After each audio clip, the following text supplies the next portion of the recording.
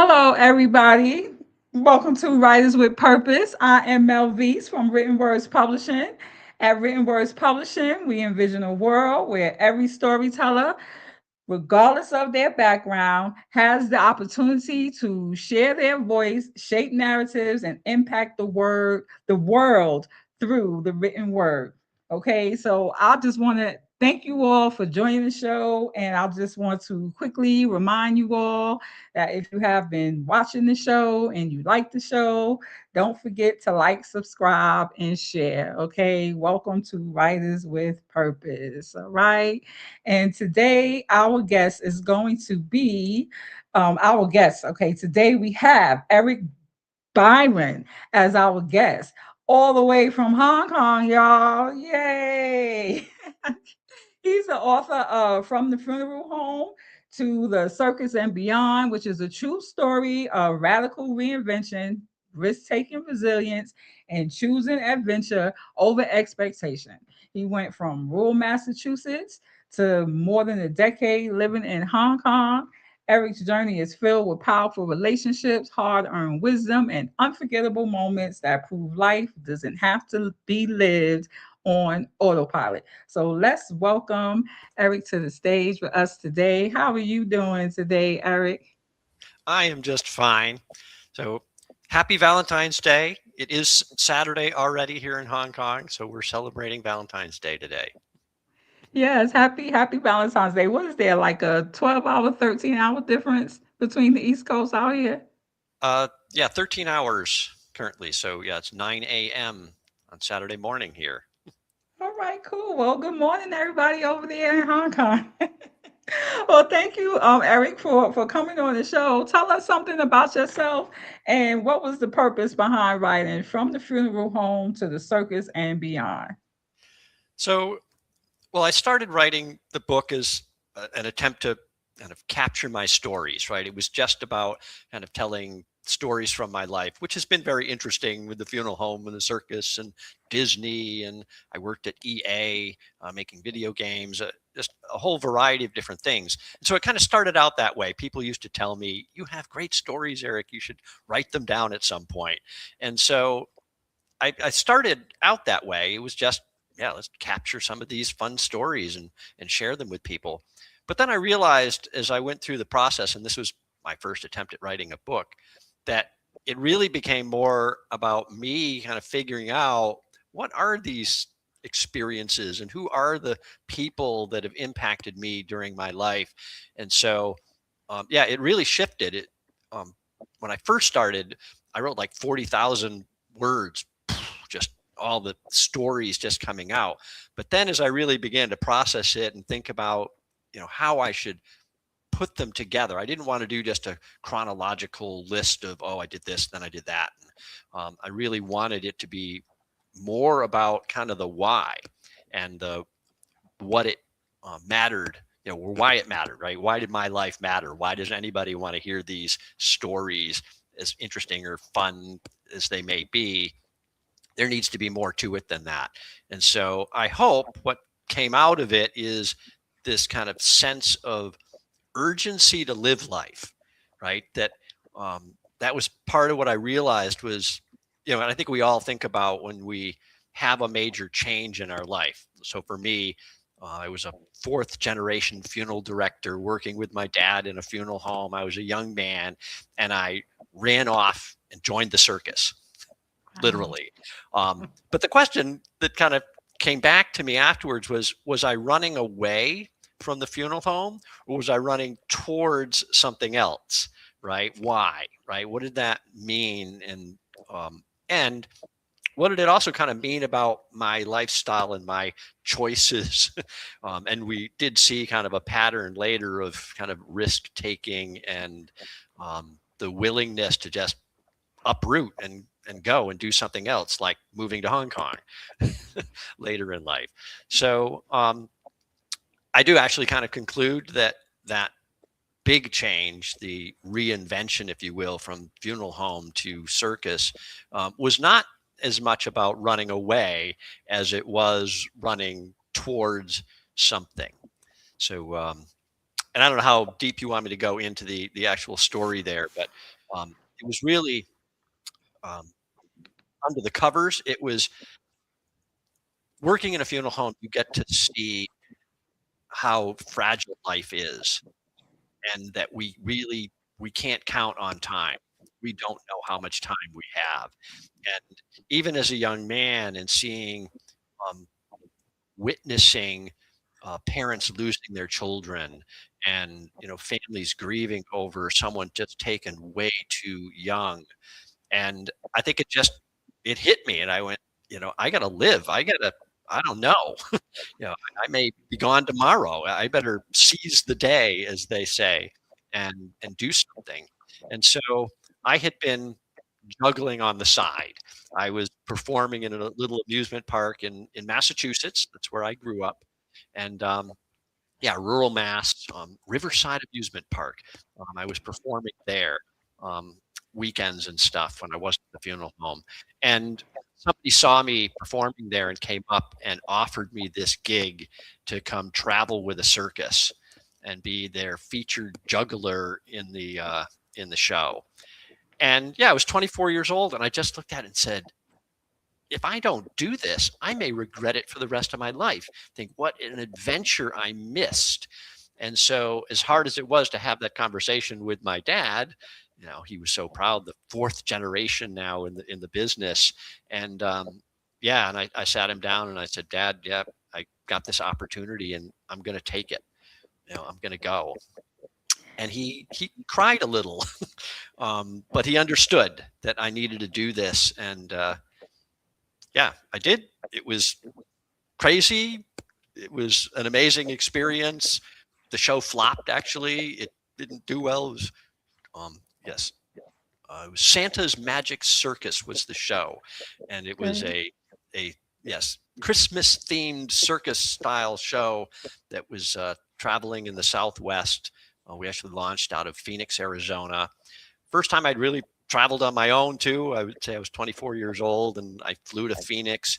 Didn't know these people really, other than a 10-minute conversation I think I had with this one guy at the amusement park. And there was one other act that had been in the amusement park that was also there. So that was, um, at least I knew somebody else, I guess, when I got to Phoenix. But it was, yeah, it was crazy and That, fun. And that is yeah. that is crazy. So yeah, so the family business, did the family business survive without you taking over your spot as the fourth generation, or was that like just the end of it because you decided you wanted to go do something else? Yeah. So unfortunately, neither of my brothers, I have two older brothers, and they were also not interested in career in the funeral business. So yes, it did kind of end with my dad, although my dad is still alive, but he retired a bunch of years ago. And so, yeah, he did eventually sell the business. Mm. But my great grandfather, Napoleon Byron, started the business back in, like, I think it was 1890 or 1891, something like that. Wow. So long time, and it was an important fixture in Springfield, Mass. Um, they're still there. Actually, the funeral home still exists. It's still a business, but it's operated by uh, a conglomerate of sorts, I guess. Yeah. Well, that's really great that given you down to the fourth generation, you decide, you don't you want to go and you want to do something else to have the support of your father. So you didn't receive any type of backlash or anything. It was like, okay, son, if this is what you really want to do, I'm a little hurt, but you go ahead and you go and you do you. Is that how it was? Um, yeah, they were definitely supportive, and excuse me, I don't remember how many years later it was, but there was at some point, my dad did sit me down and he said, "You made the right decision for you." Years later, he said, "Yeah, I Mm. know it was hard." And, he had been very proud of me, working with him. But yeah, he agreed. I had a better life because I had been willing to take that risk and go and have my adventure. That's awesome. That's awesome. Well, for all you parents out there, here's a prime example of why you should always just let your children flourish. Let them see their own dreams and let them achieve their own goals. It's a lot of sometimes parents try to impose what they want for their children on their children, and that's not really what the children want. So yeah, you gotta let them thrive and survive out here. Yeah.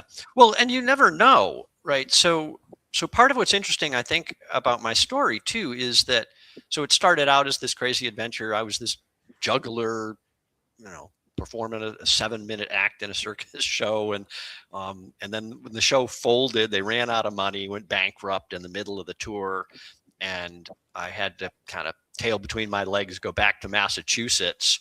And I looked at it and it was like, do I just accept defeat here and go back and work for my dad again? And I kind of said, no, I can't do that. I can't just decide I can't make it as a juggler, and pursue this as my dream. So I packed everything I could get in my little Toyota, and I drove from Massachusetts down to Florida. I didn't have a job. I didn't have a place to live. Didn't really know anybody down there. But I was determined I was going to work for Walt Disney World. I wanted to work at Disney, in entertainment. That was the dream. I was going to be a juggler for Disney. And so I went down there. Turned out I had a contact there was a little park near Disney called Circus World. And so, because I was a juggler, so we went in there. But at the time, I also had a degree in horticulture. So my very first attempt at college, I ended up with an associate degree in landscape technology. And so they didn't have any openings for a performer at Circus World, so they hired me to do landscaping. And so I did that for a little bit while I was also trying to audition for Disney. And so, sometimes you just got to do what you got to do to survive. And so I did landscaping for a few months. And then, so I think I moved down there in like January. And in April, they had this big open call audition for entertainment at Disney. And I went there, and there were hundreds of wannabe performers for Disney there, mostly young girls in leotards dancing their little hearts out, trying to get a gig as a dancer at Disney. There were a few singers. There were no other jugglers. I was one lone guy off in the corner with my toys, throwing things up in the air, hoping somebody would take the time to watch what I do and offer me something. But then there was an announcement about, they asked if anybody could do back handsprings. Well, I had been a gymnast and I could do back handsprings. So I, raised my hand and went over and I did a couple of back handsprings for them. And the next thing I knew, I had been hired to be a chimney sweep in the Disney Easter parade. Cool, Had cool. nothing to do with juggling, but in fact, it had a lot to do with dancing, which I am not really a dancer. So that was a whole nother adventure in them trying to teach me how to dance so I could do the routine. And but my parents got to see me on live television for Disney, because they broadcast the parade, and they actually saw me on camera a couple of times on the chimney sweep unit there. But that was the beginning of my Disney career. I ended up at Disney for 11 years. And Wow. check, another dream fulfilled. I wanted to work at Disney in entertainment, and I did that. I did juggle in the parks some. I did a lot of special events. I juggled for a national TV commercial thing they did too. And one, I don't think this is even in the book. There was a Christmas special they were doing. This was, sorry, kind of funny, quick story. They asked me to juggle 5 golden rings to go with the Christmas song, 5 golden rings. Mhm. So I signed up and said, oh, sure, I can do, I'll juggle 5 rings for you. Didn't know the setup was actually at the German pavilion outside in the courtyard, and they had this riser they wanted me to stand on. Well, rings are flat. So when you throw them in the air, if it's windy at all, you're in trouble, right? So I Mm. get out there and the wind is swirling around in this little courtyard. And I'm looking at these people. They got all the cameras set up and they've got this cast of dancers around me and stuff. And they're like, okay, we're going to say go and you're going to juggle 5 golden rings. And I did the first test. I just threw one ring up in the air and the wind just took it right off into the crowd. Wow. Like, oh Wow. man, how am I going to juggle 5 rings in the wind, for this thing? Fortunately, it wasn't live, right? It was, they were just trying to record it, but it took like, I don't know, 20 or 30 takes to try and Wow. get just a few seconds of me juggling 5 rings and the silly jester costume. They had me in tights and this big hat. And it was like, oh, it was a complete nightmare shoot. But, there I was, they literally like 2 seconds of me juggling made it on a national TV for their Christmas special. Yeah. That's awesome. That's awesome. Well, how did you end up in Hong Kong? How long have you been there, and what made you decide to stay? Well, so well, the other interesting transition that happened at Disney is I transitioned from entertainment to IT. So another life kind of change and I guess an opportunity. Didn't know I had a talent for technology, but turns out I did. And so I was doing some computer support stuff in entertainment division, and then got kind of I don't know if I call it recruited or sequestered into IT, but I became a member of the IT department at Disney and then spent the next really 20, 30 years. My main source of income was IT work. But the Hong Kong story actually comes from, well, I was at Disney that very first year. I met my wife, who is Kitty, and she is from Hong Kong. And so she had come over on a 1-year work program to Disney. We met and fell in love, got married, settled in Orlando for the next like 27 years. And she continued to work at Disney after I had moved on. So she was there 20 plus years. But she got an opportunity, a job offer back in Hong Kong. And this was in 2012. And the timing was just right. Our son was just graduating from college. Our daughter was about to go into high school. And so we said, all right, well, she's in a transition year anyway, so she can do high school in Hong Kong. And yeah, we went. And it's been an incredible experience. Quite a culture shock and different lifestyle from Central Florida to Hong Kong. And, I'm actually recording here from their broadcasting from the 63rd floor of a high-rise apartment in Hong Wow. Kong. It's very different lifestyle, but it's worked out wonderful. I really, really love it here. That's awesome. That's awesome. Well, one of our viewers says you have a very interesting story, and I totally, totally agree. I think that is a very inspiring story. I would say anybody out there who has been debating on whether you should do what is the status quo or step out on faith and chase your dreams, I believe Eric's book may be a good tool for you to read and get some insight and learn that it can be done. It can be done. I mean, if you really want to do it, you can go for your dreams. Okay, go for it. Go for it. What's Yes, stopping you? What's stopping you? And if you fail, exactly. you just get back up and try again and keep trying and trying until you reach your dream, till you reach your goal. Yes. And it has led to some really amazing opportunities. And the book is full of, some fun stories, famous people I met when I was working at Disney. And well, are we still here? Yeah, Oh, yes, we're oh, here. I'll just change so I can put your book cover up with both of us on the oh, good. screen. Thank Yeah, you. we're here. We're here. Yeah. So, but yeah, working at EA, making video games, right? EA Sports, it's in the game. I was with them for 6 years.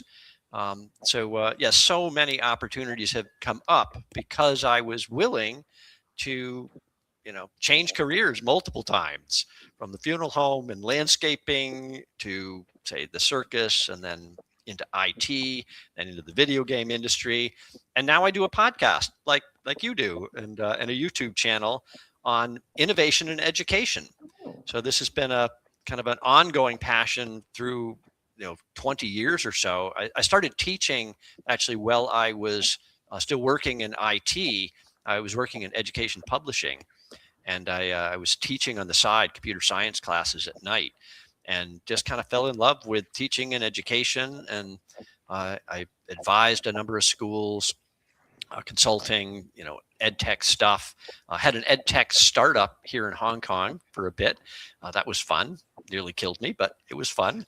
And yeah, so then a couple of years ago, I decided, after doing another podcast called No Harm in Asking, as I mentioned earlier, that kind of analyzed other podcasts, I decided to do my own, and it's called the Education Innovators Podcast, and it has been a blast. So it's kind of my retirement passion project. It's nonprofit. I don't monetize the podcast at all, but I have gotten to talk to incredible experts and thought leaders in education from all over the world. So yeah, life is that's good. Even in the awesome. 60s, you can start something new.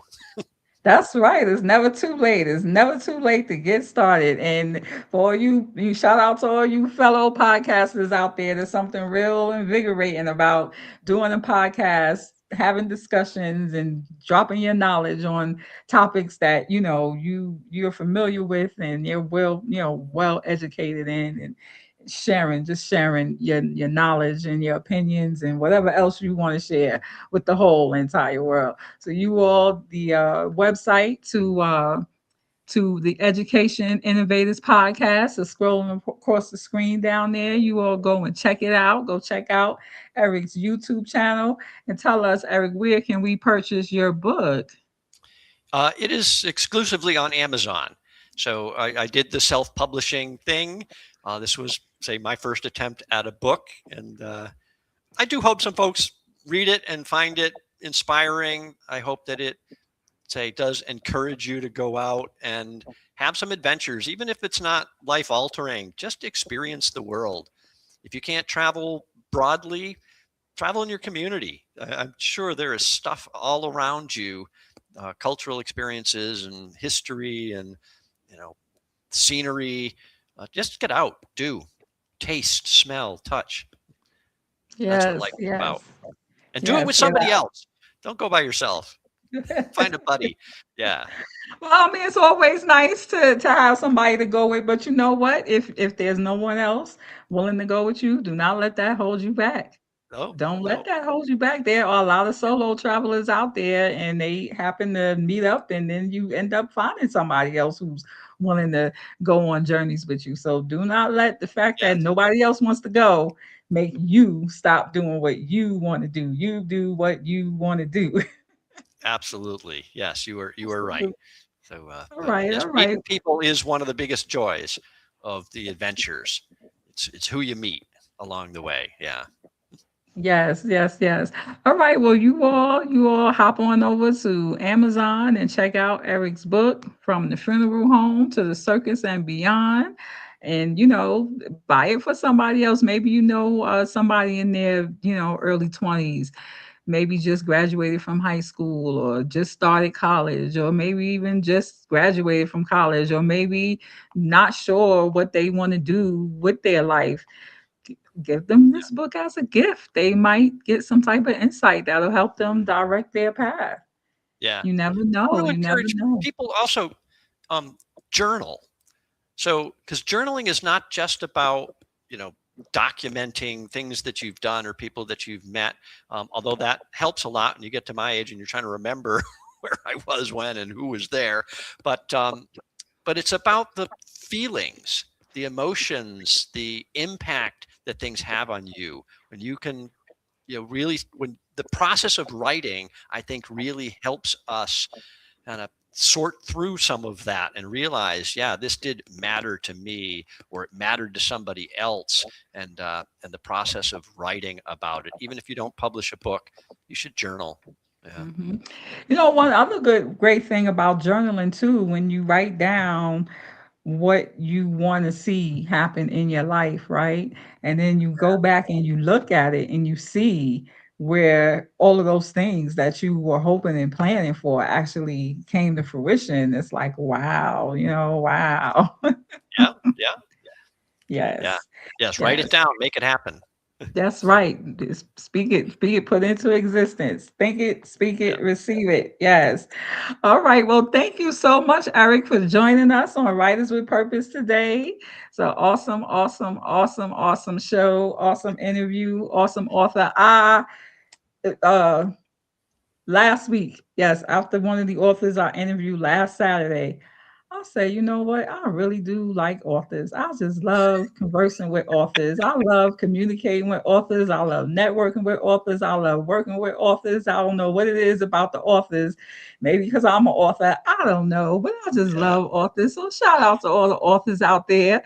And if you're an author and you want to be a guest on Writers with Purpose, contact us and we will get you the link so you can schedule a date and time to come and be a guest on Writers with Purpose. Yep, and you should, because Melvise is so nice. She this has been a pleasure. I thank you so much for the work you do and giving us a platform to talk about our writing and why we write. Thank you. Thank you.